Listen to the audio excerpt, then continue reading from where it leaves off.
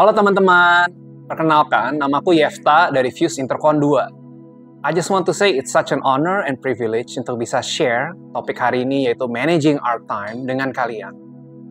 Ada pepatah yang berkata, apa yang kita anggap penting akan kita jadikan prioritas.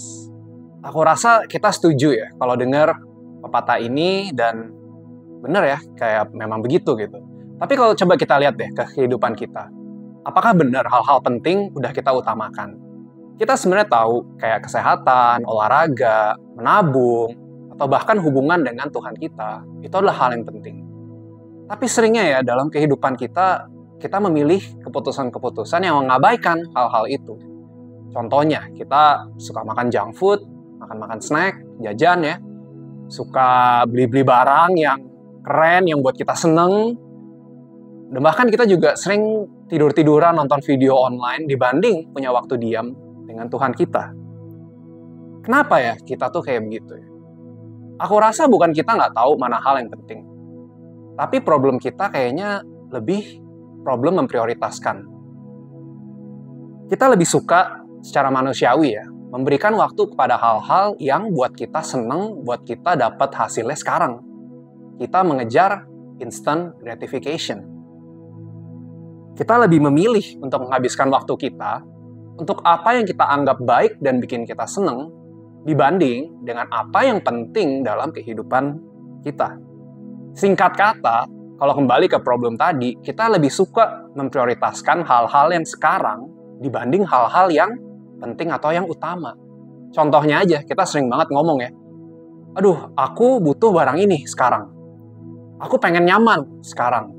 Aku pengen jadi kaya atau capai, punya rumah, punya mobil, punya ini itu sekarang. Dan bahkan sering juga mungkin kita dengar kita atau teman kita ya, aku pengen punya pacar sekarang. Tapi emang apa buruknya sih hal-hal itu? Oh, itu hal-hal yang baik juga kan kalau kita dapatkan. Dan juga ya hal-hal penting ya, betul ada. Tapi kan kita masih muda sekarang. Nanti masih ada waktu lah ya untuk menabung, untuk mengejar apa yang kita hidup sehat, kita punya hubungan yang intim dengan Tuhan, kan nanti masih ada waktu untuk hal-hal itu. Nah, sebetulnya ya teman-teman, ini managing our time, bukan tentang hal benar atau salah, tetapi apa yang bijak. Yuk mari kita dengar apa yang Tuhan Yesus katakan mengenai hal ini. Tuhan Yesus konteksnya, dia mengatakan hal ini di saat itu, saat dia memberikan khotbah di bukit yang sangat terkenal. Khotbah ini terkenal karena banyak sekali hal-hal penting yang Tuhan Yesus sampaikan tentang kehidupan kita sebagai orang Kristen. Nah, di akhir khotbah ini, Tuhan Yesus berkata, setiap orang yang mendengar perkataanku ini dan melakukannya, ia sama dengan orang yang bijaksana, yang mendirikan rumahnya di atas batu. Kemudian turunlah hujan dan datanglah banjir. Lalu angin melanda rumah itu. Tetapi rumah itu tidak rubuh sebab didirikan di atas batu. Tetapi setiap orang yang mendengar perkataanku ini dan tidak melakukannya, ia sama dengan orang yang bodoh, yang mendirikan rumahnya di atas pasir. Kemudian turunlah hujan dan datanglah banjir. Lalu angin melanda rumah itu, sehingga rubuhlah rumah itu dan hebatlah kerusakannya. Rumah di perumpamaan ini adalah kehidupan kita. Orang yang bijaksana membangun rumahnya di atas batu yang sangat berat dan tidak mudah diangkat. Tapi dia mendedikasikan waktu dan tenaganya untuk membangun rumah yang fondasinya kuat di atas batu. Coba deh, jika kita mau bangun rumah, bayangkan kita dikasih kesempatan mau bangun rumah. Hal yang terpenting di rumah itu adalah fondasinya, ya kan? Supaya kuat, supaya kokoh, supaya long lasting. Kita tahu itu. Tapi orang yang bodoh adalah orang yang mau bangun rumahnya cepat-cepat. Yang penting rumahnya cepat jadi, kelihatan keren, bisa pamer, bisa lihat semua orang senang, bisa orang puji kita, bisa puji rumah kita. Kita hidup di dunia yang menilai apa yang mereka lihat, apa yang kelihatan dari kehidupan kita. Akan tetapi yang terpenting justru adalah yang gak kelihatan, yaitu fondasinya. Seperti di kehidupan kita ya, hubungan yang intim dengan Tuhan. Kehidupan doa yang rutin dan bermakna, bukan cuma kita minta aja, tapi ada komunikasi dengan Tuhan. Serta pendalaman kita dengan firman Tuhan, pengertian kita yang makin dalam. Itulah yang penting, yang menjadi fondasi dalam kehidupan kita. Tapi, secara manusiawi, naturalnya, kita nggak gampang melakukan hal-hal itu. Karena hasilnya nggak langsung kelihatan. Lalu kapan sih ya kelihatan hasilnya hal-hal tadi yang baik tadi? Yaitu saat turun hujan dan datang banjir. Kita tahu hidup kita nggak selalu sempurna ya. Hidup kita naik turun dan masalah suatu saat dan lain kapan akan datang. Ketika hidup kita dilanda badai masalah, godaan atau cobaan, fondasi hubungan kita dengan Tuhanlah yang akan membuat hidup kita tetap bertahan. Untuk kita tetap bisa mengambil keputusan yang tepat dan tahan uji melaluinya.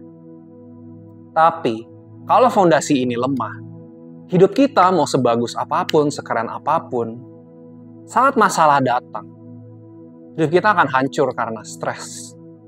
Salah ambil langkah, kita kemakan godaan. Kita menyesali suatu kesempatan yang kita lewatkan.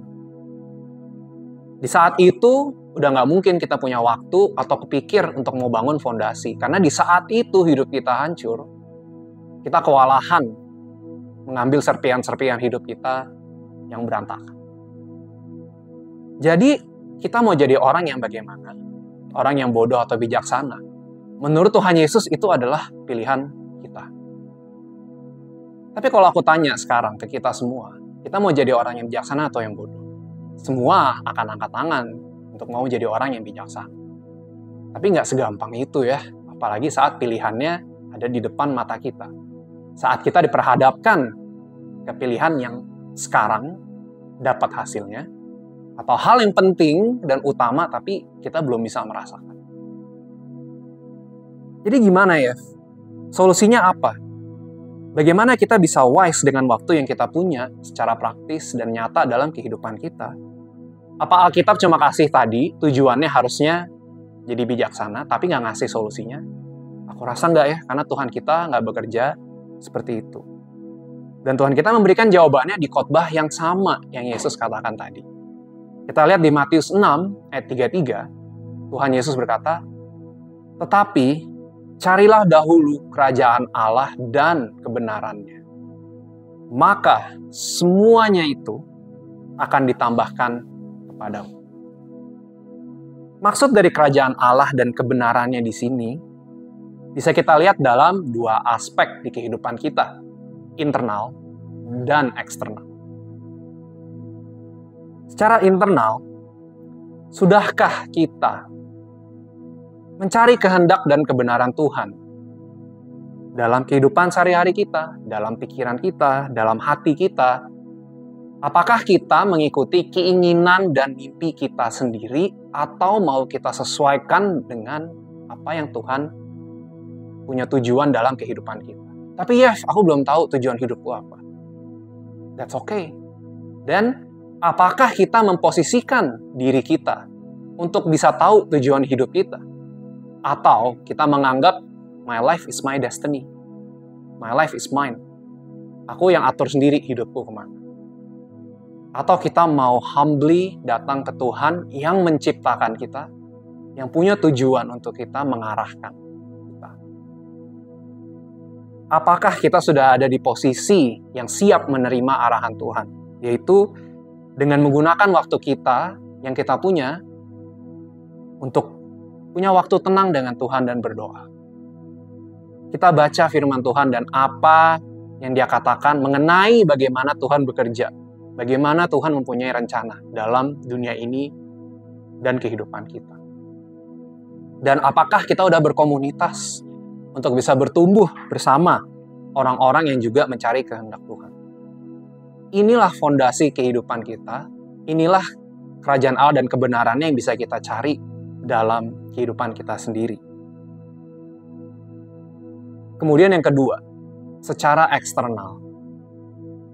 Sudahkah waktu kita digunakan untuk ambil bagian dalam pekerjaan Tuhan? Tuhan sudah memberikan kita talenta, bakat, pengalaman yang sangat khusus dan spesifik bagi kita. Apakah semuanya itu resources kita gunakan untuk kepentingan kita saja? Atau sudah kita gunakan untuk kepentingan orang lain juga? Kebutuhan orang lain di sekeliling kita yang Tuhan sudah taruh. Menyediakan waktu untuk melayani orang lain, contoh. Kita menceritakan Injil, apa yang sudah kita terima dari Tuhan, dan kebaikan Tuhan dalam kehidupan kita bagi orang lain. Kita menjalani hidup kita baik di kerjaan, di keluarga, di pertemanan, dimanapun, dengan iman yang percaya dan nyata. Orang lihat kita tuh memang pengikut Tuhan. Adalah langkah-langkah dalam kehidupan kita untuk kita bangun fondasi yang kuat secara keluar. Memang sih, kalau kita dengar tadi, kedua hal ini, itu sulit kayaknya untuk bisa dilakukan dengan kekuatan sendiri. But that's why, itulah kenapa Tuhan sudah mengirimkan penolong bagi kita. Roh Kudus yang sudah ada di dalam diri kita. Yang bisa memampukan kita untuk melakukan kedua hal itu. Untuk kita jadi bijak dalam menggunakan waktu kita membangun fondasi hidup ini. Kita minta tolong kepada Tuhan, kepada Roh Kudus dalam diri kita untuk memampukan kita. Supaya hidup kita kokoh terhadap godaan dan cobaan, terhadap badai, dan kita tetap kokoh di atas batu. Hidup kita bisa berbuah dan memberkati banyak orang, karena Tuhan memakainya. Janji Tuhan pun nyata. Kita lihat kembali lihat di Matius 6 ayat 33 tadi. Bapa yang sama, yang memberikan makan kepada burung yang gak bekerja. Yang menghias bunga-bunga di padang, yang hari ini ada dan besok mati. Bapa yang sama menjanjikan akan menambahkan semua hal pada kita. Jika kita mencari kerajaan Allah dan kebenarannya lebih dahulu. Semoga Tuhan memampukan kita untuk menjadi bijak dengan waktu kita